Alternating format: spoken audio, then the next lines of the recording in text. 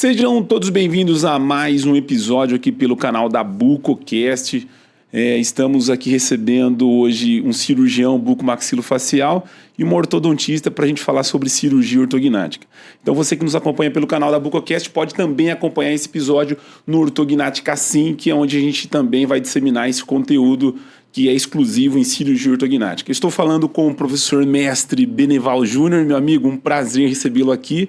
Beneval que esteve com a gente lá em Piracicaba, já passou aqui na BucoCast com alguns episódios e retorna novamente para falar um pouco mais sobre cirurgia ortognática, né, com uma colega ortodontista que a gente já vai apresentar também. Um prazer recebê-lo, professor. Muito obrigado, Ismael. É sempre uma satisfação grande estar aqui com você, estar aqui falando para o seu público. E sobre um tema que a gente gosta, é a nossa rotina diária, e que é a cirurgia ortognática, né? Vamos lá agora falar bastante aí sobre o tema e obrigado mais uma vez pelo convite.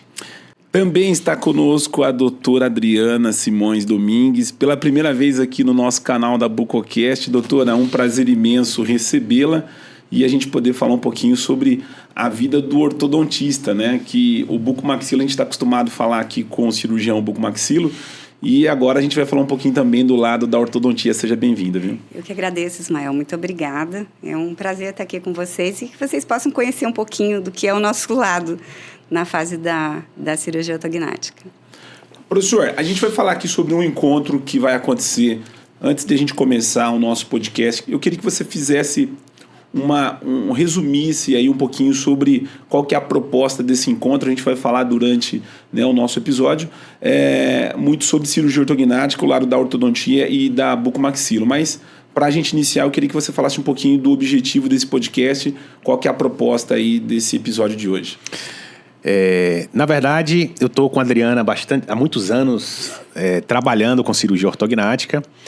E não só com a Adriana, mas com muitos ortodontistas, né, Ismael?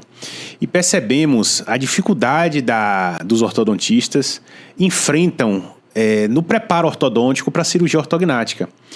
E diante disto, lá no Ortognática Sem Segredos, nós criamos nosso canal, né, que vai materializar no encontro sobre preparo ortodôntico para a cirurgia ortognática.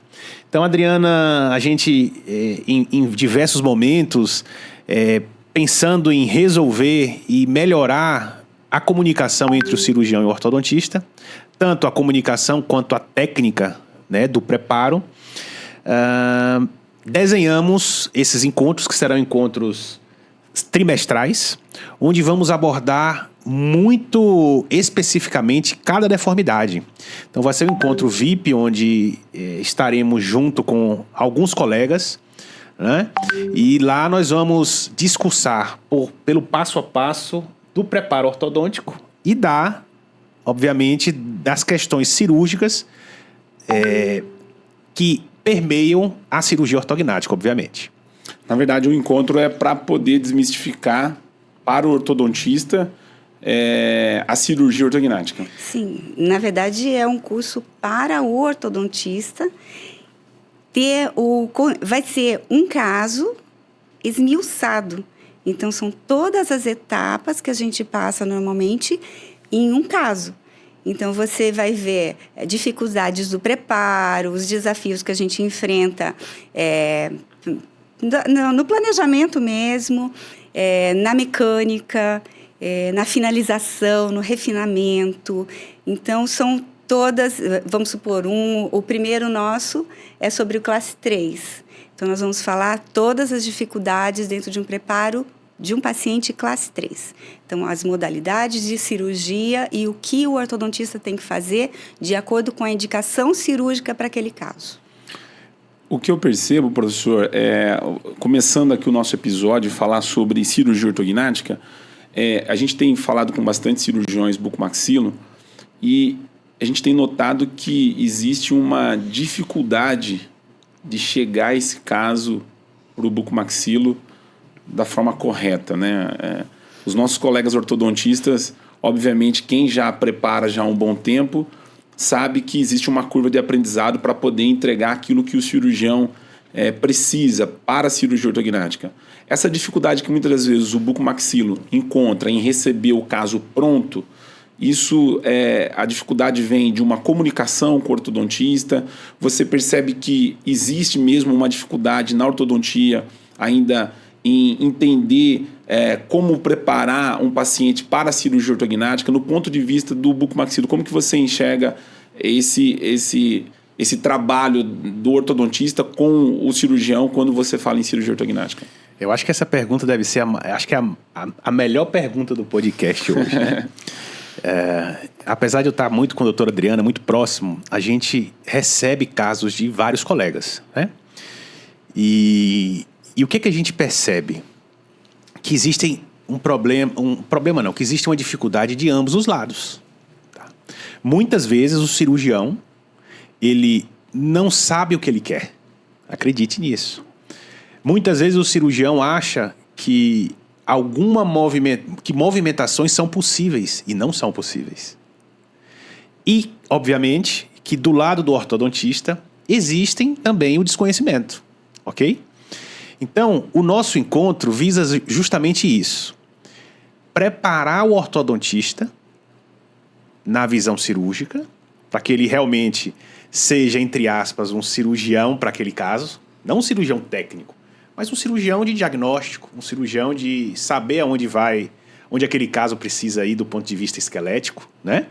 E ser um ortodontista do ponto de vista técnico, obviamente, né? Diagnóstico e técnico. Então, Ismael, respondendo mais precisamente a sua pergunta, nós temos limitações de ambos os lados, né? Porém, é o ortodontista o arquiteto do caso. É ele que faz o projeto.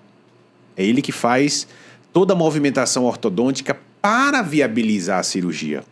Então, a ideia do nosso encontro é realmente capacitar este profissional com visões cirúrgicas e visões ortodônticas do preparo. Então, como a Adriana falou, o primeiro encontro vai ser um encontro sobre o classe 3, o padrão 3 facial, né? E lá nós vamos, obviamente, esmiuçar com casos completamente finalizados todas as fases do preparo, todas as fases do diagnóstico e todas as fases da cirurgia. Então, o profissional ele vai entrar num terreno mais palpável, né? O profissional, o ortodontista, e vai poder preparar melhor e muitas vezes ajudar o cirurgião que muitas vezes não tem uma visão ortodôntica do caso. Entende? Então, essa é a ideia do nosso encontro. A gente pode dizer que o paciente cirúrgico é o cirurgião é o piloto e a ortodontia é o copiloto, é mais ou menos isso? Existe uma responsabilidade de ambos ali em manusear o caso, porque a gente sabe que o caso, quando é lindo e tudo corre bem, é maravilhoso, mas a gente sabe que tem casos que dá problema, que tem lá suas dificuldades, os resultados não são, né? A gente hoje tem visto muito aqui dentro da bucomaxilo, muito reop, né, de cirurgia ortognática. A pergunta é o seguinte, a responsabilidade em conduzir o caso, apesar de o cirurgião ter ali a ferramenta que vai, né, fazer a cirurgia. Como que você... Doutora, fazer a pergunta para você. Como que você enxerga a responsabilidade do caso cirúrgico do paciente? Normalmente o paciente vem do ortodontista, né? Você fala, o paciente é meu, mas a responsabilidade, obviamente, é de ambos. Como que você enxerga isso? Olha, eu acho que a gente tem uma responsabilidade muito grande, porque dependendo do que a gente entregar para o cirurgião, é o que ele vai conseguir fazer. Então, por isso é muito importante essa interação. Vamos só começar, né? Eu já recebi cartas de cirurgiões assim: solicito a eliminação de descompensações dentárias. É o que mais a gente ouve. Só que, na verdade, eu preciso saber o que o cirurgião vai fazer para que eu possa fazer o preparo adequado. Então, um pouco eu conheço do trabalho dele, um pouco ele conhece do meu trabalho, e essa interação faz com que o resultado lá na frente seja possível. Tá? Então, o cirurgião, eu sei que existe um problema, o cirurgião sabe como corrigir aquele problema para que a gente tenha função e uma face agradável, né? Que a estética é um dos objetivos, se não for o maior para o paciente, né? Só que é a ortodontia que vai fazer possível o trabalho de cirurgião. Então, se também eu não entregar algo possível para que ele conclua, então não existe uma responsabilidade única.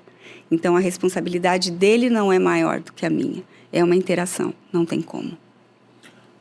O momento da cirurgia, quem decide agora está pronto para operar, é o cirurgião ou o ortodontista, professor? Então, é louco isso. Os dois deveriam decidir, né? Por quê? O ortodontista, ele tem o conhecimento, ele que prepara, ele que faz a mecânica ortodôntica, né? Então, se ele sabe onde ele precisa chegar, ele obviamente vai ter essa informação, né? E o cirurgião, ele vai fazer a cirurgia, né? Então, no momento que a gente utiliza de artifícios, como análise dinâmica de modelos, a gente consegue ter a informação de que, não, esse caso já dá para operar. Porém, muitas vezes o ortodontista, ele quer refinar mais o preparo naquele momento e precisa, na sua visão. Então, essa visão é mútua, né? É de ambos os lados. Mas, complementando um pouquinho do que a doutora Adriana falou, Ismael, eu vejo o que a gente quer construir nesse encontro é exatamente isso, né? São duas pessoas com o conhecimento de ambas as áreas, onde quanto mais conhecimento, mais a gente consegue ajudar o paciente, né? Então, qual é a direção e caminho da mecânica ortodôntica? Para onde eu vou precisar levar esse incisivo central superior? Para onde eu vou precisar levar o incisivo central inferior? Aonde eu vou precisar perder a ancoragem? Aonde eu vou precisar utilizar de artifícios de mecânica como parafusos, etc. e tal, né? Microparafusos ortodônticos para viabilizar aquela movimentação. Então, e estudando o caso do início ao fim, sem o conhecimento fragmentado, como a gente vê muitas vezes, alguns colegas que estão nos escutando aqui pode ser uma dor de muita gente, né? Muitas vezes a gente vai em congressos, obviamente que pela característica do congresso, muitas vezes o caso ele não consegue ser esmiuçado completamente, né? Você sai com a sensação de que aprendeu, mas você viu, mas não prática aprendeu. Você fala, cara, mas e agora? Entende? Então, esses encontros vão ser bacanas porque nós vamos realmente pegar um caso do início ao fim. Mostrando o meio. Mostrando o meio, né? Onde duas pessoas, o cirurgião e o ortodontista, vão teatralizar, não sei se existe essa palavra, ou fazer um teatro, na verdade, ali, como funciona a dinâmica do preparo e da cirurgia. Como funciona a dinâmica da interação entre o ortodontista e o cirurgião.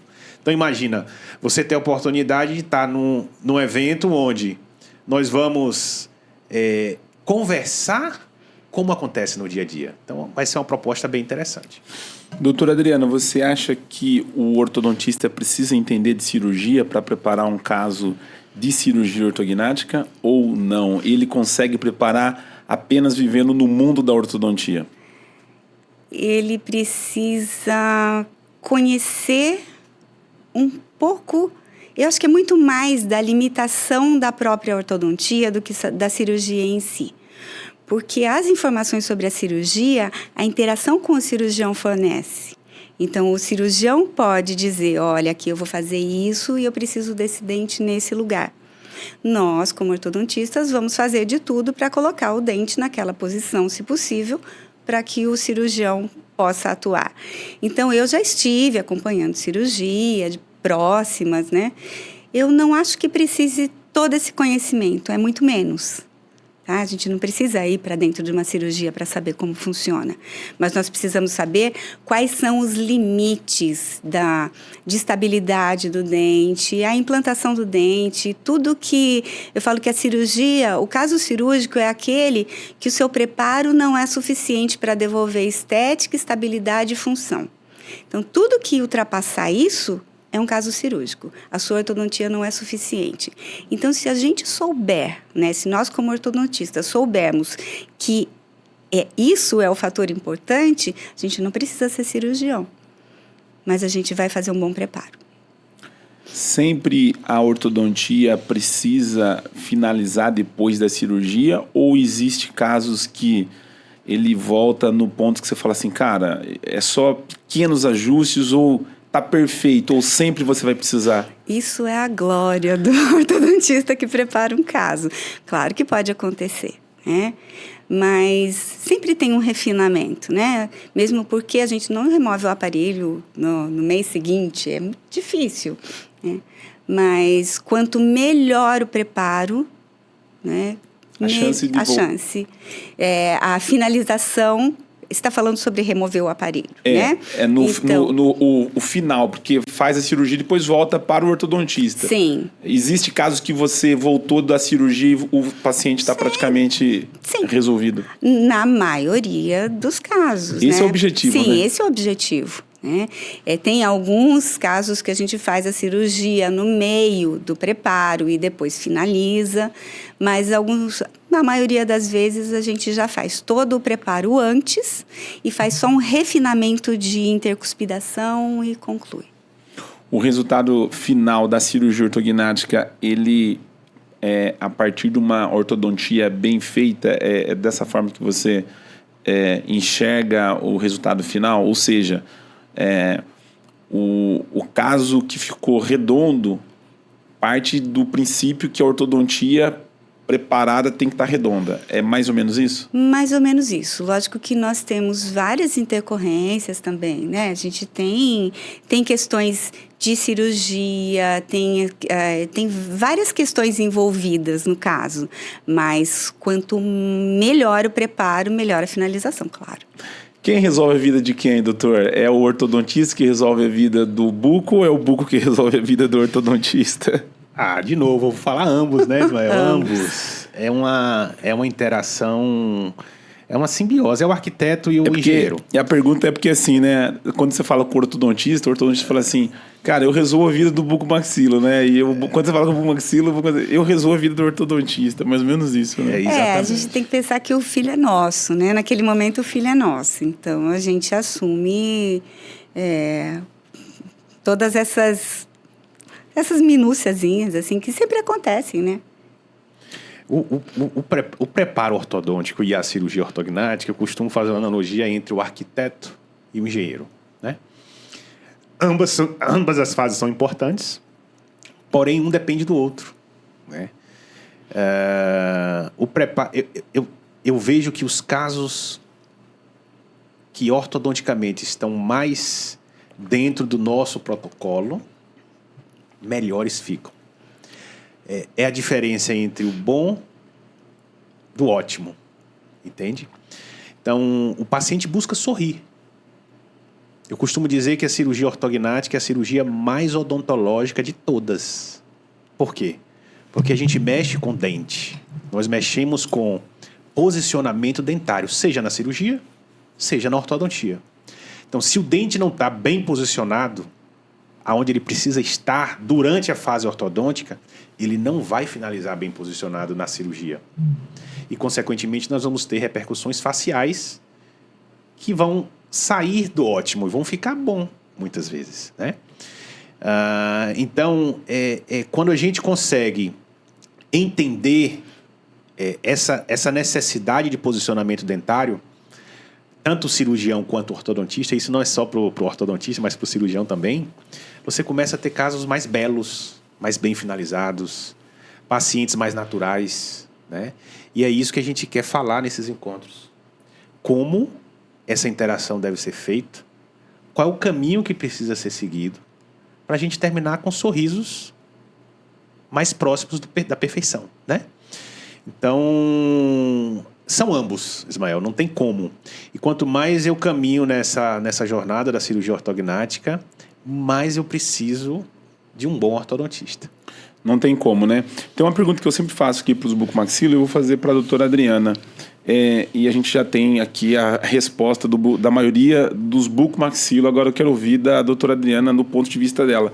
A cirurgia ortognática para você, doutora, ela é funcional ou ela é estética?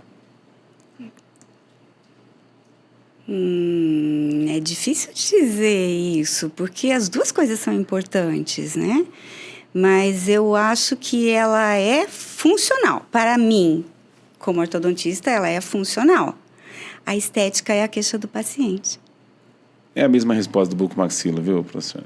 Ela tá bem alinhada, viu? Tá bem alinhada. Tá bem alinhada. Tá bem alinhada com o bucomaxilo. A sinergia é muito próxima, né? A face, segundo o Arnett, professor Arnett, William Arnett, né? A face indica o problema. A oclusão indica como tratar o problema. Né? Desculpa, a oclusão indica o problema. A face indica como tratar o problema. Então, ela termina sendo funcional. Termina no estético. Estético. Então, a Adriana falou muito bem. Se você não tem estética, função, estabilidade, num caso onde você faz uma avaliação oclusal, aquele caso é cirúrgico. Ok? Então, como é que a gente vai tratar a oclusão sem olhar a face, sem olhar o sorriso? São coisas que estão juntas, né? E por isso que essa interação é importante e o diagnóstico faz-se necessário no primeiro momento. Muitas vezes o paciente procura o ortodontista. Se ele tem essas informações muito bem sedimentadas, ele consegue fazer o correto diagnóstico e encaminhar o paciente para a terapia adequada, seja cirúrgica ou não. Eu estava numa cirurgia semana passada e uma professora de harmonização facial estava falando sobre uma pesquisa sobre cirurgias cosméticas, né? Cirurgias estéticas, cirurgias da face. E é interessante, ela falava de uma pesquisa que os números têm cada vez aumentado, o paciente tem procurado cada vez mais cirurgias de face por conta de rede social, por conta de aparecer bem, de ter aquele ângulo de mandíbula, aquela foto que você olha na rede social e fala, nossa, que rosto perfeito. E isso, obviamente, tem acionado muito não só a bucomaxilo, a ortodontia, né? Como eu sou novo, então não posso falar das décadas passadas, mas dos últimos 10 anos para cá você percebe que isso tem aumentado cada vez mais. Você tem percebido isso, doutora, no seu dia a dia clínico, que o paciente está cada vez mais preocupado com a estética? A estética tem, às vezes, chegado prioridade com relação à função? Inclusive, a minha conversa com o paciente, às vezes o paciente chega com a queixa, o meu nariz, eu quero aumentar meus lábios. E daí eu falo, vamos fazer uma avaliação com o bucomaxilo primeiro? Porque às vezes a questão é ortognática. Então, mas tem sido cada vez mais frequente. Às vezes os pacientes já aparecem com procedimentos já realizados, que seriam assim menores ou até descartados se tivesse feito uma ortognática antes. Então, pacientes que vêm com preenchimento labial, com cirurgias, com rinoplastias, e o problema é deformidade. Sim, uma deformidade. O paciente exige cada vez mais a estética na cirurgia ortognática, né, doutor? Estética é função. Sabia disso? Eles estão mais ligados na função. Estética é função, na sim. minha humilde avaliação. Porque a estética tem uma questão psicológica envolvida. E sem um estado mental adequado, a gente não funciona. Então, estética é função. A depender de como aquele indivíduo está enxergando aquele problema estético, ele se torna funcional, né? Então, eu falo para meus pacientes muitas vezes, não minimize a sua queixa estética, porque ela pode estar sendo uma queixa que é funcional psicologicamente ou psicossocial, né? Então, Ismael, hoje a gente separa muito, acho que é cultural, né? Culturalmente. Hoje com as redes sociais, a estética vem se tornando cada vez mais funcional, né? E as pessoas assim. têm menos vergonha de dizer que querem mudar, né? Que querem melhorar. As referências são outras. As referências do ser humano hoje, elas se encontram muitas vezes na rede social. Muitas vezes eu posso não concordar com isso, né? Particularmente, mas é a sociedade que nós encontramos hoje. Então, os problemas estéticos eu acredito que vão virar cada vez mais funcionais. E a gente tem que ter um olhar para isso. Porque o nosso propósito é trazer o bem-estar para as pessoas, entende? Mas, tradicionalmente, estética não é função. Sim. Tradicionalmente, academicamente, vamos dizer assim, né? Sim. Cientificamente, talvez não. Cientificamente, eu acho que já está mudando, né? Sim. Porque tem a psicologia aí trazendo todas essas questões envolvidas. Então, todo caso de cirurgia ortognática, eu olho com muito cuidado a questão estética. Ela não pode ser minimizada, porque muitas vezes é o que fez o paciente resolver a questão funcional dele naquele momento, né? Doutora, a gente tem feito alguns eventos de ortocirurgia, a agência Agape, né? Vamos fazer um merchan nosso, Giovana? A gente não faz um merchan nosso. A gente é a única agência, talvez, aqui no estado de São Paulo, não sei em outra região do país, que faça tantos encontros de ortocirúrgico, quanto a nossa agência aqui, a agência Agape. E a gente tem visto muito a dor do ortodontista, né? A gente tem acompanhado dentro dos eventos, a gente é bem organizado, viu, professor? A gente faz uma pesquisa com o ortodontista que ele precisa responder antes da ministração do bucomaxilo. Então, são normalmente 3 ou 4 ortodontistas que ministram nos eventos que a gente faz. E antes do cirurgião bucomaxilo dar a palestra final, ele responde algumas questões para a gente entregar para o bucomaxilo, para ele entender para que público ele está falando. A gente é muito bom, né? Você já vai dar sua aula sabendo... Excelente. Exatamente a cabeça dos ortodontistas que você vai estar falando. E uma das coisas que a gente percebe bastante dentro dessa pesquisa que nós fazemos, que não são poucas, é o medo da cirurgia ortognática, né? Essa palavra é o que a gente mais encontra na pesquisa. Eu tenho medo da cirurgia ortognática. Para falar para o ortodontista, né? Na sua experiência, você teve essa fase do medo também, do tipo, cara, meu primeiro caso, qual foi a sua experiência? E se existe esse medo, né? Pensando do ortodontista, qual que é o medo? E depois eu vou, obviamente, estender para o professor Beneval para ele falar com relação ao ponto de vista dele também. Eu acho que a gente tem muito mais medo do que a gente não conhece. Então, eu acho que o conhecimento liberta do medo. Então, se eu tenho um conselho para dar para os ortodontistas busque cursos de preparo, desmistifique todo esse medo que está na cabeça, né, no dia a dia, o medo de você terceirizar a responsabilidade, o medo da cirurgia. Acho que é mais o medo do desconhecido mesmo, porque depois tem um horizonte que se abre à frente, né, quando a gente entra no campo da cirurgia.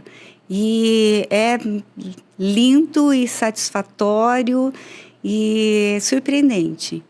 Então, quando bem trilhado, mas é fascinante. Você, quando se depara com o ortodontista que tem esse receio da cirurgia ortognática, o que você passa para ele? Porque é uma responsabilidade maior quando você tem um paciente de um ortodontista que tem medo da cirurgia. Diferente de você pegar de um ortodontista que sabe o que está fazendo ou que não tem medo da cirurgia ortognática. Obviamente, como você já lidou com vários profissionais da ortodontia, você deve ter casos do ortodontista estar bem apreensivo com o resultado da cirurgia. Como que é isso, professor? Eu acho que é natural, Ismael, esse medo, né? O paciente tem medo, a família tem medo, o cirurgião que, quanto mais experiente ele fica, ele também tem o medo, né? Eu acho que o medo é salutar. Porém, eu acho que nós temos uma responsabilidade de indicar o que precisa ser indicado. Eu tenho muito mais medo de propor um tratamento que não vai resolver do ponto de vista funcional, do ponto de vista cirúrgico, estético-funcional, né?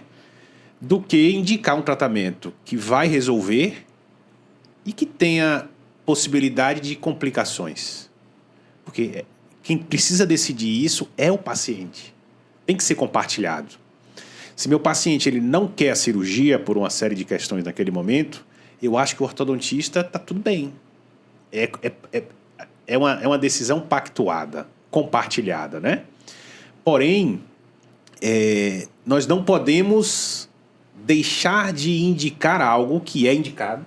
Sim, por um medo do desconhecido. A gente precisa se capacitar para isso.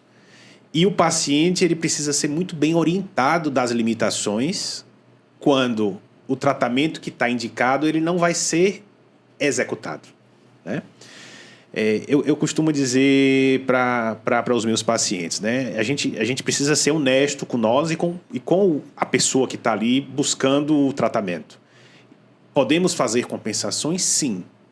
Porém, o resultado é limitado. Né? Existem, vamos falar de câncer. Câncer. Tem câncer que precisa de cirurgia e tem câncer que só trata clinicamente. Mas tem aquele câncer que é clínico e cirúrgico. Cara, a cirurgia tem uma série de complicações. São cirurgias grandes, invasivas, ok? Porém, você vai deixar de fazer uma cirurgia que é bem indicada para aquele caso, para tratar só clinicamente e correr alguns riscos de sequelas, que são muitas. Eu acho que a conversa é mais nesse sentido. Porém, existe realmente esse medo, que é um medo do desconhecido. As técnicas cirúrgicas evoluíram muito. Antigamente, eu costumo dizer que esse medo é herança. Cara, eram 12 horas de cirurgia ortognática. Começava às 8, terminava às 8 da noite. Hoje a gente faz cirurgia ortognática em 2 horas e meia, 3. Nossos pacientes retornam à função muito rápido. Entende? Então, o desconhecido a gente vai tentar deixar conhecido nesses encontros. Né? Como é que é o mindset de toda a dinâmica do preparo ortodôntico? Como é que é essa interação? Qual o momento que vai falar com o cirurgião? Qual o momento? O que você precisa mandar para o cirurgião? O que o cirurgião precisa te trazer de informações? E que, na minha humilde opinião, não são muitas. Não são muitas. Você tem alguns casos de cirurgia ortognática que é explícito, né? Você olha, eu não sou cirurgião dentista, mas eu tô, às vezes, em algum lugar, eu olho assim o perfil facial, eu falo, isso é cirurgia ortognática. Eu tava essa semana, estacionado o carro com meu filho, aí tinha uma pessoa bem na mesma direção, sabe quando você vê bem a face assim? Tava parado no farol, um prognato assim, mais severo, que parecia que tinha uma calha assim, né? E o homem com 50 e tantos anos, eu falei, acho que ele nunca passou por a fase no ortodontista, acho que ele nunca foi. Brinquei com meu filho, meu filho olhou assim e falou, cirurgia ortognática. E é interessante porque a gente está dentro desse meio e você acaba escutando e vendo, participando de muita aula. Eu acho que tem uma coisa que é muito difícil para o ortodontista, pelo menos nas aulas que eu acompanhei dentro de evento, é quando você tem um paciente que você pode compensar ortodonticamente e, ao mesmo tempo, esse paciente ele pode ser indicado para cirurgia ortognática. Falando para o ortodontista, doutora, como resolver isso? Como você tomar a decisão certa, o que é compensatório e o que é cirúrgico? É possível você falar alguma coisa? Porque é bem complexo isso, né? Assim, a gente vê que existem casos que são limítrofes? Sim, existem. Mas um caso, para ser limítrofe, ele precisa bater na trave da estética, da função e da estabilidade. Então, sempre tem uma pendênciazinha para um lado.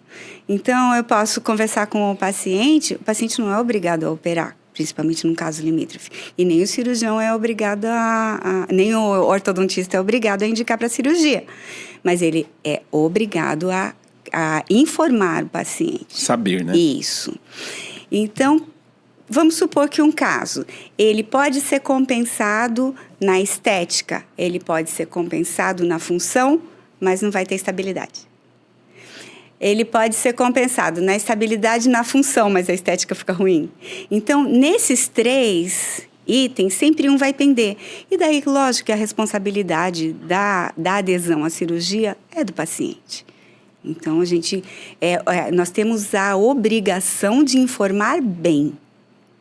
Mas o paciente que vai optar, naquele caso, se ele vai para a cirurgia ou não. Da parte do cirurgião, essa é a mesma... o raciocínio é o mesmo, doutor, ou não? Como que é isso? É esse o raciocínio. Né? A gente tem uma postura de seguir neste caminho, como a doutora Helena falou muito bem. A gente tem que expor as opções. Né? A cirurgia é uma ferramenta para se alcançar estética, função e estabilidade. Nós vamos usar essa ferramenta, está indicado? Sim. A escolha é o paciente. Ok? Está indicado, doutor, não quero isso. Ok. Você está ciente de que o seu problema não vai ser resolvido. Tá tudo bem, tá? No entanto, Ismael, eu sinto que é muito desconhecimento. Eu sinto... E por que eu estou falando isso? Porque eu converso com muitos colegas ortodontistas, né? Eles vão para encontros pela característica dos encontros, não que o encontro não passe informação, tá? Eu queria deixar bem claro. Mas muitas vezes o colega vai para um encontro, um congresso, e pelo tempo que o palestrante tem para falar, ok? Não dá para você discutir detalhes do dia a dia do ortodontista. O ortodontista levanta a mão, poxa, tem uma dificuldade de retração em alguns casos, acontece esse efeito colateral na mecânica. Como é que você corrige esse efeito colateral? Eu perco a ancoragem atrás, mesializa todo mundo. Quais são os artifícios que você utiliza? Poxa, mas quais são os detalhes que o cirurgião precisa de um dente numa inclinação X, Y ou Z? Por que você quer isso? Qual é o meu limite de overjet? Às vezes o cirurgião fala, eu quero 7 milímetros de overjet. Tem osso para isso? Entende? Então, essa é a ideia, né, desses encontros. É você esmiuçar todos os detalhes. Para que a pessoa, na hora que volte para a sua clínica, ela, cara, eu tenho segurança. Eu entendo a cabeça do cirurgião. Eu sei as limitações ortodônticas. Eu sei como fazer as movimentações dentárias. Eu tenho segurança. Vai dar certo. Então, essa é a ideia. Quanto tempo de podcast, Rony? 36? Você que ainda não é inscrito no nosso canal lá na Bucocast, estamos difícil para chegar nos 1000, né, Giovanni? Mas vamos chegar. Esse mês, até o mês que vem, no máximo, a gente vai bater esses 1000. A doutora Adriana vai compartilhar lá na rede social dela, o professor Beneval vai compartilhar lá também, e a gente vai ganhar esses inscritos para bater os 1000 inscritos no YouTube. Instagram a gente tem, acho que quase 7.000 pessoas que nos acompanham, a maior parte deles cirurgiões, óbvio, mas a gente tem um grupo bacana aí que nos acompanha. Você que ainda não é inscrito, se inscreva no canal, e Ortognática assim também está aí na descrição do vídeo. Doutor, a gente percebe que existe uma dificuldade que, para mim, né, que não sou da área, não sou dentista, mas que a gente, dentro dos eventos, parece que todo ortodontista, quando vai ministrar, todo mundo tem uma história de paciente que ficou 7, 8, 10 anos com o aparelho, né, e chega para você e você fala assim, cara, como que esse paciente ficou 10 anos com o aparelho? Isso ainda é comum? E se, além dessa pergunta, se você entende que o diagnóstico ainda é a maior dificuldade do ortodontista? Eu acredito que sim. Isso ainda acontece, muito menos. Ainda bem que tem acontecido cada vez menos. Mas é o que a gente fala sobre o diagnóstico e aquela tentativa. Por exemplo, se você sabe aos 13, 14 anos que você está diante de um menino com classe 3 e ele vai ser cirúrgico, porque é possível saber, eu não vou tentar compensar e corrigir. Porque tudo que eu fizer, tudo que o ortodontista fizer para tentar compensar, ele vai ter que desfazer na hora do preparo. Então, por isso fica muito tempo de aparelho. Fica uma tentativa até o final da fase de crescimento, aí acabou a fase de crescimento, a gente tem que desfazer tudo que foi feito. Então, e eu falo sempre para quem pega um paciente cirúrgico nessa fase, né?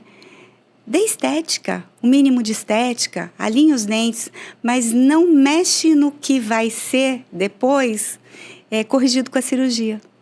Então, é possível fazer um alinhamento somente, um nivelamento e deixar esse paciente já ciente, né, os pais do paciente ciente, que é um caso que vai ser corrigido depois. E não passar todo esse tempo comprometendo o osso, dentes, né? Que isso vai refletir lá na frente. Sim, vai refletir. Porque depois vai ser toda uma mecânica reversa, né? Você desfazer isso para poder ir para o preparo. ter que voltar atrás. Esse é um dos temas principais do grupo, né, professor? Falar muito sobre o diagnóstico, né? Exato. Vamos bater no diagnóstico, né? E pegando o gancho aí em relação a essa pergunta que você acabou de fazer com a Adriana, o que eu mais recebo no consultório são pessoas da 3ª e 4ª década de vida que agora vão fazer a cirurgia ortognática. Pessoas que já sabiam dessa necessidade, né, doutora? Você pode me corrigir? Sim, na verdade. E que foram tratadas muitas vezes com ortodontia compensatória e muitas vezes com a anuência do paciente. O paciente quis fazer ortodontia compensatória. E no caminhar da vida foi percebendo a necessidade estética funcional, né? E isso é muito comum. Esse é o público que eu atendo hoje. 3ª, 4ª década de vida, que não fez o tratamento e agora a idade pede o tratamento. Tá? Mas o diagnóstico ele é salutar, né? Ele é importantíssimo. E quais são as características faciais do paciente com deformidade? Nós vamos bater nisso lá nos encontros, né? Então, imagine você passar uma manhã, um dia inteiro falando sobre classe 3. Diversos casos, onde a gente vai pegar um caso e passar ele do início ao fim. Eu acho que é um conhecimento muito enriquecedor, que destrava realmente esse paradigma do conhecimento, né? E que muitas vezes em cursos de especialização, em congressos, não se tem um tempo. Por quê? No congresso não tem um tempo porque é muito curto. No curso não se tem tempo por quê? Um paciente classe 3, quanto tempo ele demora para o preparo? Às vezes acabou o curso, a pessoa não viu o final.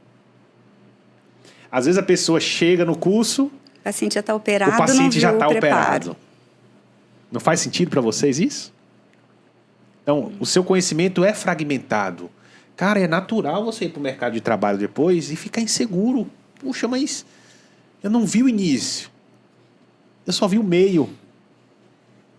Então, a possibilidade de você construir um conhecimento do início ao fim, esmiuçando nos detalhes, essa é a nossa proposta. Existe uma pesquisa de casos de pacientes com deformidades, né, que precisa de tratamento ortodôntico, o que é cirúrgico e o que não é. Você tem mais ou menos uma base dos seus pacientes, doutora, assim, em média, quantos % é cirúrgico do que você atende hoje? Há muito tempo, diria que eram 3%, né, das deformidades eram cirúrgicas.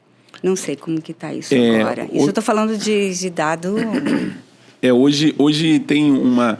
Porque, assim, depende da quantidade de paciente que você tem, né? Acho que os dados estão muito com relação à quantidade de paciente. Porque quanto mais paciente você tiver, maior é o número de casos cirúrgicos que possam surgir, né? Por exemplo, numa clínica de preparos cirúrgicos, quase 100%. Entendeu? Mas assim, porque existe... É que esse dado, assim, eu já ouvi algum cirurgião, alguém comentando sobre 15%, 20%, enfim, eu não me lembro. Não sei te dizer agora. Há muito tempo era 3%. O número certo. Mas assim, porque o cirurgião, ele avalia com a cabeça cirúrgica, né? O ortodontista, ele avalia com a cabeça de compensar o negócio, né? Eu acho que isso faz parte do bom aprendizado. Porque também faz parte da ortodontia saber quando não tratar. É escola isso aí, né? É uma área bem delicada, né? Porque, Ismael, tem uma terceira pessoa aí que é o paciente. Por exemplo, não vamos falar que o ortodontista só compensa, né? Não vamos falar só também. Tem um paciente no meio. Então, obviamente que cabe ao ortodontista falar, cara, que não dá para compensar. Uhum. Eu não vou assumir este risco. Mas tem uns casos que você melhora um pouco a oclusão, né? Com a anuência do paciente. Sobre outra perspectiva, do lado do cirurgião, você tem um grupo de pacientes que talvez não seriam cirúrgicos. Você já teve casos assim, doutora? Sim. Não seriam cirúrgicos, né? Então, existe uma amostra viciada, assim, como você falou. O ortodontista, ele, pela própria formação, como eu acabei de falar, que é uma formação fragmentada na área de cirurgia ortognática, e pelo fato dos casos de cirúrgicos serem mais raros, ele tem uma amostra viciada de casos não cirúrgicos. Então, o funcionamento dele medular ali é cirúrgico, é não cirúrgico. O cirurgião, por outro lado, ele tem na formação dele casos cirúrgicos. Então, ele tende a aprender para aprender para esse lado. Eu acho que o melhor dos mundos é chegar no meio. E o meio está o paciente. A gente tem que pensar no paciente. Aquele caso é melhor manejado assim? Você acha que, assim, para você conduzir melhor isso, né? Para você conduzir melhor essa decisão, a comunicação ela é importantíssima. Ela é importantíssima. E se o caso vem para mim, como cirurgião, eu não posso ter uma visão viciada. Eu tenho que ser imparcial. Eu tenho que ser um consultor para aquele indivíduo que está me buscando, está se entregando para mim a confiança, o corpo dele. Será que o ortodontista pensa isso do cirurgião? Ou ele já pensa assim, ele vai querer operar? Não, já teve casos que você me mandou, né, e que eu recebo, que vieram do cirurgião. Que é para compensar. Não, o paciente foi direto procurar o bucomaxilo. Bucomaxilo. E aí você falou, não, o seu caso dá para resolver só com ortodontia e devolveu o paciente. Não devolveu, encaminhou. Isso aí é ortodontia. Está em extinção esse bucomaxilo? Eu acho que não. Eu tenho esperança. Tem muito colega bom. Eu também. Muito colega bom, viu, Ismael? Nós precisamos ser realmente consultores, né? A consulta que agendam mesmo com a gente é uma consultoria, né? Então, a gente precisa ser imparcial. Então, avaliar os benefícios, os riscos, avaliar a questão psicológica daquele indivíduo. Ele é um paciente bom para a cirurgia? Ele está num momento bom para a cirurgia? Isso é muito importante. Isso eu venho aprendendo com o tempo, né? Então, eu acho que a gente precisa olhar mais para o paciente, com carinho, com atenção, né? E não podemos ter vícios, nem para um lado, nem para o outro. Cara, o caso é cirúrgico. Como é que eu compenso? Eu volto a dizer, eu recebo pacientes na clínica com 30, 40 anos de tratamentos ortodônticos que lá provavelmente muitas vezes o paciente não queria fazer ortodontia, a cirurgia, e agora está querendo. Então, quando o paciente chega, como é que a gente vê isso lá na frente? Pô, você não queria, agora operou. Entende? Então, às vezes é a forma como a gente aborda, como a gente faz essa consulta, que muitas vezes a gente peca em esclarecer os riscos e os benefícios da terapia. Tem uma coisa que os ortodontistas queixam bastante nessa pesquisa que a gente faz, é com a comunicação com o cirurgião, né? Você hoje tem uma relação, né, com o bucomaxilo, por você já passou dessa fase, mas no ponto de vista do ortodontista, você não falar por você, pelos ortodontistas, você também entende que é difícil a relação ainda com o bucomaxilo? Sabe, muita gente diz que a interação é muito difícil.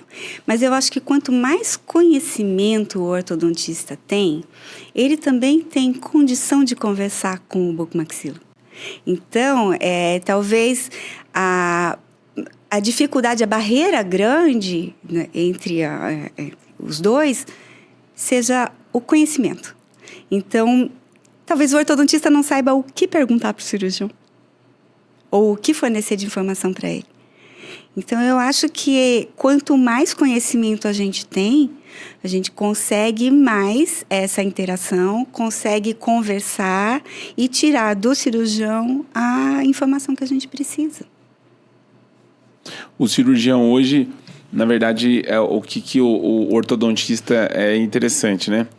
Que algumas pessoas escrevem assim: você consegue falar com o cirurgião até operar. Depois que operou, acabou. Você não tem... A relação termina depois da cirurgia, né?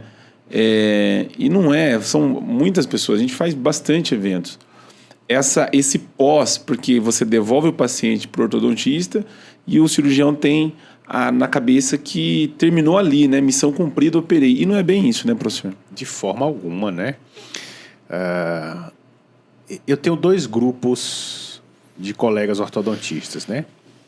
Eu tenho os grupos que são muito próximos, que a gente consegue ter uma comunicação muito bacana.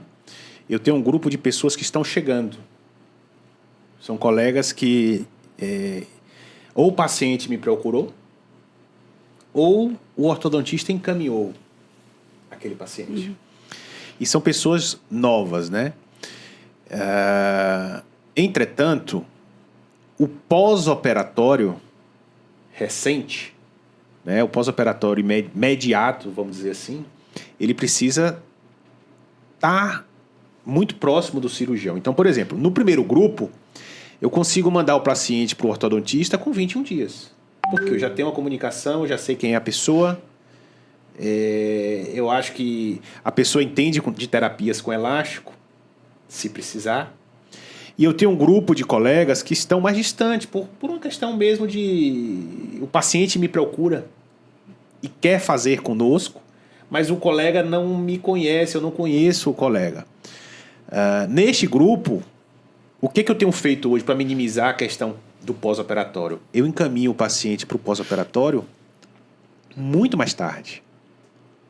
Então, neste momento, ele não tem mais um paciente cirúrgico. Ele tem uma ortodontia convencional para fazer. Por quê? A discrepância esquelética, ela não existe mais. Então, eu tenho um paciente agora com refinamentos ortodônticos, intercuspidações para fazer, né? Coisas mais básicas. Mas, mesmo assim, é importante a gente ter essa comunicação. Porque, de fato, o pós-operatório, qual é o objetivo do cirurgião? É transformar uma ortodontia esquelética numa ortodontia convencional. Então, na ortodontia convencional, teoricamente, o ortodontista consegue manejar. Agora, complicações cirúrgicas, você tem que encontrar um cirurgião, né? Infecção, um edema repentino, uma dor relacionada a uma recuperação pós-operatória, o paciente tem que ter o cirurgião. E aí não é nem o ortodontista, é o paciente. O paciente tem isso definido, o que é do ortodontista e o que é do bucomaxilo quando existe alguma intercorrência? Para ter. Tem sim. Eu gosto de falar dos meus pacientes. E a maioria dos colegas que eu conheço, eles são bem corretos nessa questão, né? Então, o meu telefone está com todos os meus pacientes de cirurgia ortognática, que é importante, é uma cirurgia de alta complexidade. O paciente tem que ter um acesso rápido a quem fez a cirurgia, né? Então, e a grande maioria dos colegas que eu tenho uma relação mais próxima, eles utilizam dessa mesma prática. Então, qualquer complicação pós-operatória, quem tem que ter a comunicação com o cirurgião é o paciente. O ortodontista mais ainda, que é colega de profissão. Mas o paciente ele tem que ter esse acesso. Você tem hoje pacientes que você trata com o preparo ortodôntico convencional e você tem pacientes que você você prepara com alinhadores, né? Para o ortodontista que faz o preparo hoje, existe o mais tranquilo, melhor preparar com alinhador ou com convencional? Porque o cirurgião ele tem a preferência dele, né? Da ortodontia, existe isso, doutora? Ou não? Ambos é possível e tranquilamente vai do gosto do paciente? Ou não? Tem casos que não dá, tem casos que é possível? Como que é isso? Depende muito do caso. E, num modo geral, um caso...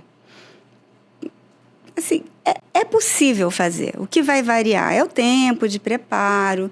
Tem movimentações que a gente sabe que com o alinhador fica mais difícil. A gente tem que usar botão, parafuso, para poder potencializar esse movimento.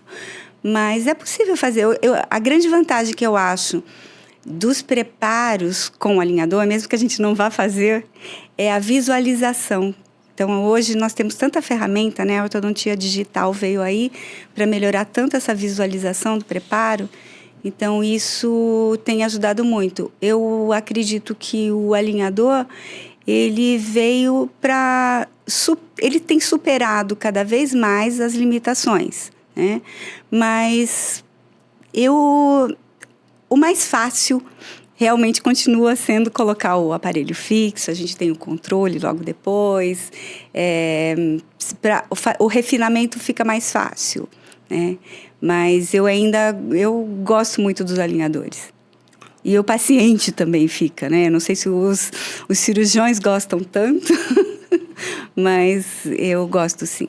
O tempo de preparo hoje, alinhador ou os brackets, é o mesmo ou não, em média? O alinhador é mais rápido, sim. Mas a gente precisa individualizar, né? Tem muita coisa em questão. Como todo caso, a gente tem que individualizar o preparo, né? Existe da bucomaxilo essa preferência, doutor, quando se fala em preparo ortodôntico para cirurgia ortognática, seja ele alinhador ou os brackets convencional? A experiência que que eu tenho tido com o alinhador é uma experiência, acho que de todos nós, né? É uma experiência muito recente, diga-se de passagem, né? E a primeira impressão é que o refino do aparelho ortodôntico fixo é outro. Primeira impressão. Mais fácil. Que louco, né? A doutora está dizendo que é mais fácil o aparelho ortodôntico fixo. A sensação que todo mundo acha é que o alinhador é mais fácil, né? Então, eu acho que a gente vai poder esmiuçar isso nos encontros. O que não é visto, o desconhecido parece que é mais fácil, né? Mas existem limitações dos alinhadores em giroversões e uma série de coisas que o refino fica... Sabe o ótimo do bom? Né? Tem casos que a gente muitas vezes começa com o alinhador e acaba colocando o fixo. No final do preparo coloca o fixo. Cara, e é outro posicionamento dentário. É impressionante, né? Então...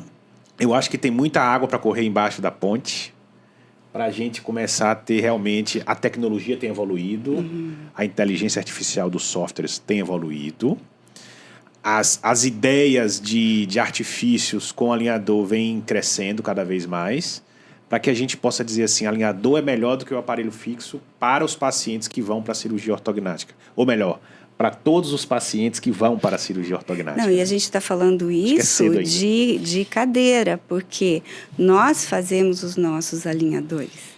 Então, nós fazemos todas as etapas, né? A gente faz o escaneamento, joga no programa, faz o planejamento junto.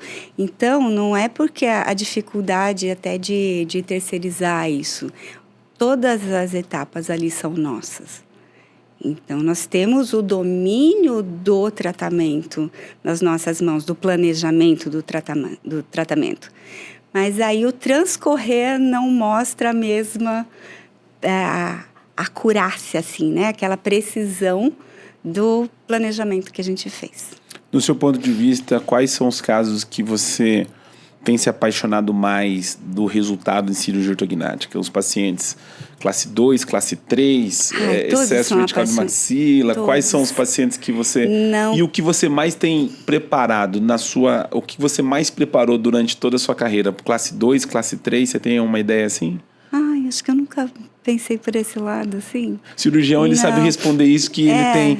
Isso aí faz parte da pesquisa, né? O que ele mais operou. Você sabe o que você mais indicou? Eu acho que eu operei mais classe 3, que é a incidência maior mesmo, né? De procura.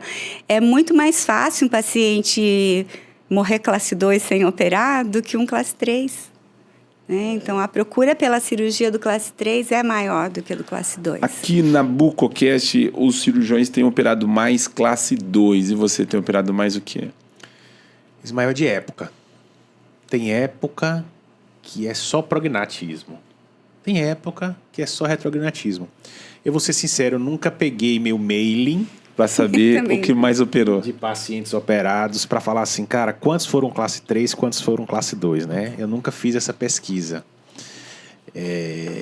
Particularmente, eu gosto muito dos classe 2, né? Classe 2, eu gosto. O classe 3, porque o classe 2 eu acho mais desafiador. No planejamento... Entre 2 e 3, né? O classe 2 é mais desafiador você conseguir no transoperatório o resultado que você planejou no software.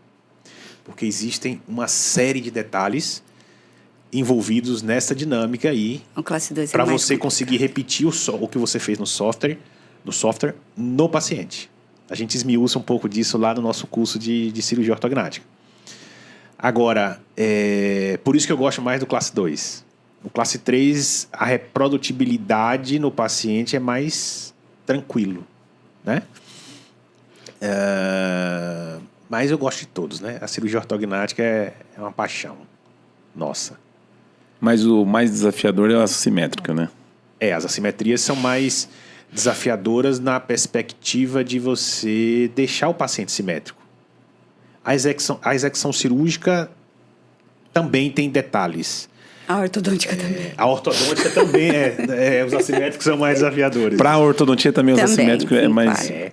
Porque aí você começa, né, doutora? Você pode me corrigir, a trabalhar com descompensações transversais.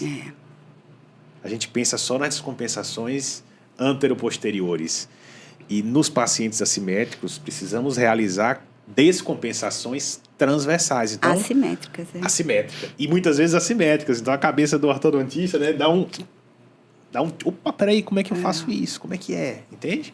Ou seja, o desafio não só é para o cirurgião, como para o ortodontista Para também. o ortodontista. Então vamos ter o encontro de Das pacientes assimétricos. assimétricos. Lá nos nossos encontros. Todos os detalhes dos assimétricos vão ser esmiuçados. Quando que a gente faz extrações assimétricas? Por que se faz extrações assimétricas? E vamos exemplificar isso num caso de assimetria do início ao fim. O que acontece lá na cirurgia? Por que é importante fazer isso nos dentes? Então vai ser bem bacana. A gente pega paciente que tem uma linha média até a glabela, outra até a ponta subnasal, uma até o lábio superior, outra até o mento. E aí? É desafiador o negócio.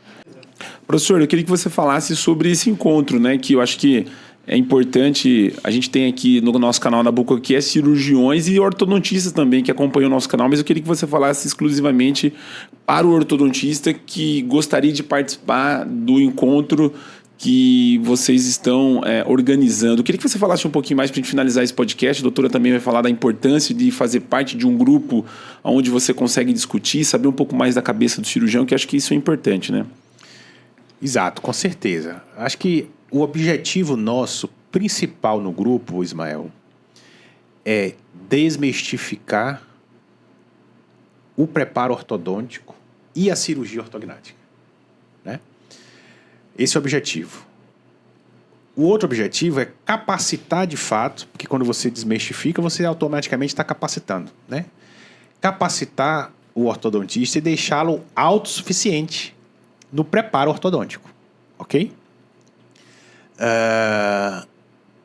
E, consequentemente, nós, nessa troca de experiência, nós, professores, que vamos estar lá juntos com o grupo, aprendermos também, né? A gente vai aprender muito com todo mundo. Então, como fazer isso? No encontro com 15 ortodontistas, né? No encontro trimestral. Então, escolhemos exatamente em cada encontro discutir uma deformidade específica. Então, nós vamos ter o tema do próximo encontro será padrão 3. Então, nós vamos discutir todos esses detalhes. E por que somente 15 ortodontistas? É um grupo para 15 ortos. 15 ortos. Por que um grupo para 15 ortodontistas? Somente 15 ortodontistas? Porque a gente precisa realmente trocar informações, trocar detalhes do dia a dia, trocar informações técnicas do dia a dia. E quando a gente está num grupo muito grande, a gente não, muitas vezes se perdem essas informações E a pessoa, às vezes, pode voltar para o seu consultório ainda com muitas dúvidas, né? Então, a gente quer romper essa barreira do conhecimento com um grupo mais seleto de pessoas. Seleto, não digo em relação ao número. Obviamente que precisa ser especialista para estar lá conosco, né? E aí a gente conseguir, obviamente, nesse espaço de tempo, realmente passar todo o conhecimento muito direcionado. Então, é muito conhecimento direcionado, focado naquela deformidade. Doutora, antes de finalizar esse podcast, eu queria que você respondesse uma pergunta, e é bem interessante. A gente encontra muito ortodontista que fala, eu não tenho paciente cirúrgico. A resposta é, ele não tem ou ele não conseguiu enxergar esse paciente cirúrgico? Uma vez que ele é ortodontista, como que é isso? Talvez muito paciente... Ele disse que não viu, mas pode ser que muito paciente cirúrgico viu ele, né? É bem interessante isso, né? Eu acho que cada um tem um foco. E não está errado uma pessoa não gostar de uma coisa. Mas evitar sem conhecer, eu acho que não é interessante, né? Então, tem muitos profissionais que nunca trataram porque não conhecem. E tem aquele profissional que tratou e teve dificuldade e não quer passar por isso de novo. Então, eu acho que o curso serve para os dois, né? Para quem nunca tratou e para aquele que teve dificuldade, quer ter mais conhecimento, né? Mas eu acho que talvez ele não tenha visto. Existem pacientes que em crescimento eles já são potenciais cirúrgicos, né? E tem adultos que poderiam ser melhor resolvidos, né? Ou estarem melhor se fosse feita cirurgia. É porque também não deve ter tido queixa, né? Se ele não teve esse paciente cirúrgico ainda, ele vai ter. Ah, certamente. Provavelmente esse Provavelmente paciente. vai. Esse paciente uma hora vai sentar na cadeira. E quando a gente tem aquela coisa que quando a gente tem o conhecimento, o nosso diagnóstico fica melhor, né? A gente amplia, aumenta a lente com que a gente observa as coisas. Então, pode ser que alguns pacientes cirúrgicos já tenham passado por ele, sim. É interessante que, quando você fala de... a gente está aqui em quase uma hora e pouquinho, finalizando esse podcast. Eu gosto muito de cirurgia ortognática, né? Quando entra o preparo da ortocirurgia, aí você tem... o podcast muda um pouco, né? Porque eu gosto de falar dos problemas que acontecem dentro da cirurgia ortognática, porque dentro da cirurgia ortognática acontece muita coisa, né? E o podcast é para isso, né? O bucomaxilo, ele gosta de ouvir isso, né? O que dá certo, o que não dá certo. E tem um professor que ele sempre fala que não existe uma cirurgia bem feita quando não tem uma ortodontia bem feita, né? Ou seja, o resultado do bucomaxilo vem muito do ortodontista, né? É uma coisa que a ideia do grupo é tentar alinhar essas duas ideias para que o maior beneficiado seja o paciente, né, professor? Com toda certeza, né? Quando a gente realiza a cirurgia ortognática, falando um pouquinho mais de técnica aí, Ismael, você gosta? Quando realizamos a cirurgia ortognática, toda a musculatura mandibular ela é descolada.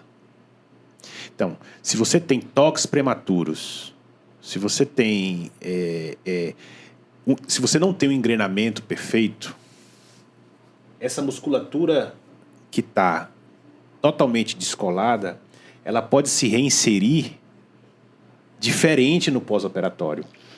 E um desvio mandibular, um posicionamento mandibular muscular, porque esquelético não. Esquelético você colocou placa e parafuso, você não vai ter mudanças esqueléticas, se está tudo bem feito, tudo bem executado. Porém, a maloclusão, ela gera modificações funcionais do posicionamento mandibular. E aí obviamente, você tem perda de resultado, né? Então, imagina, você faz um mega avanço num paciente classe 2 e você não tem um engrenamento bem chaveado. Todo esse tecido, todo o tegumento, ele tende a puxar essa estrutura para a posição inicial. Então, o engrenamento dentário ajuda o paciente a saber a posição correta, que ele tem que ficar no pós-operatório, e ajuda a musculatura a entender todo o sistema proprioceptivo, neuromuscular, né? Entender onde é aquele posicionamento correto. Então, por isso é importante uma ortodontia bem feita. Porque quando você tem um engrenamento perfeito, ou o mais perfeito possível, você consegue estabilidade daquele posicionamento atingido com a cirurgia. Dentro desse grupo, você tem aqui como pauta também a comunicação de tecnologia da ortodontia digital com a bucomaxilo, que ambos estão num outro patamar hoje, diferente de 10, 15 anos atrás, que é importante você entender o que vem do ortodontista no sentido de planejamento e o que a bucomaxilo pode oferecer também nesse sentido, né, professor? Exato. A cirurgia bucomaxilo, ela já está completamente... A cirurgia ortognática, né? Ela virou digital. Obviamente que tem algumas pessoas que ainda fazem cirurgia de modelo, né? Mas eu acredito que assim, já disseminou de uma forma muito grande. A ortodontia digital, ela está chegando forte, né? Está chegando forte.